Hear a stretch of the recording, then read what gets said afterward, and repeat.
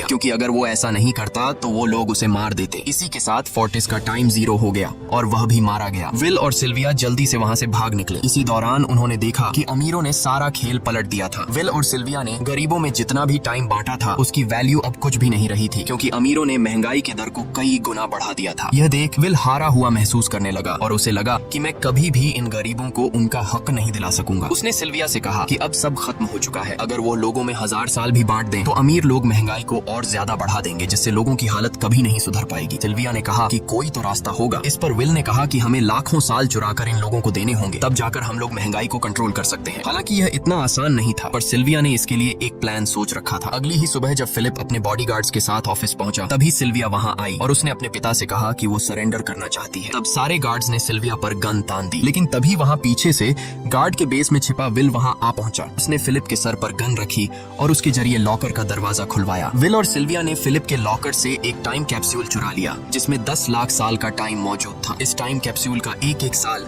गरीबों की ही मौत से आया था। विल और सिल्विया वह टाइम कैप्सूल लेकर भाग जाते हैं। इधर रेमंड को जब यह बात पता चली तो वह फौरन विल और सिल्विया के पीछे लग गया। जब रेमंड ने अपने हाथ पर घड़ी को देखा तो उसके पास 1 घंटे से भी कम टाइम बचा हुआ था। वह हेडक्वार्टर कॉल करके कहता है कि मुझे मेरी सैलरी कैप्सूल में भेज दो, मेरे पास टाइम कम है। लेकिन इससे पहले कि वह अपनी बॉडी में कैप्सूल से टाइम ट्रांसफर कर पाता, उसे विल की कार दिख जाती है और वह कैप्सूल से अपनी बॉडी में बिना टाइम ट्रांसफर किए उनके पीछे लग जाता है, क्योंकि अगर वो 10 लाख साल गरीबों को मिल जाते तो गेटो टाइम जोन का हर एक इंसान अमर हो जाता और अमीरों का बनाया पूरा सिस्टम तहस नहस हो जाता। रेमंड ने विल और सिल्विया को पकड़ने के लिए अपनी पूरी जी जान लगा दी, लेकिन वो उन्हें रोक नहीं पाया। विल और सिल्विया रेमंड को चकमा देकर गेटो शहर आ गए और वह टाइम कैप्सूल एक बच्ची के हाथों में सौंप दिया। उन्हें पता था कि रेमंड सीधा हमारे पीछे गेटो शहर पहुंचेगा, इसलिए उन्होंने इस जगह को छोड़कर एक सुनसान जगह पर चले गए। उधर उन्होंने गेटो शहर के लोगों में लाखों साल बांटकर उन्हें अमर कर दिया था, लेकिन खुद इन दोनों के पास बहुत ही कम टाइम बच जाता है। बदकिस्मती से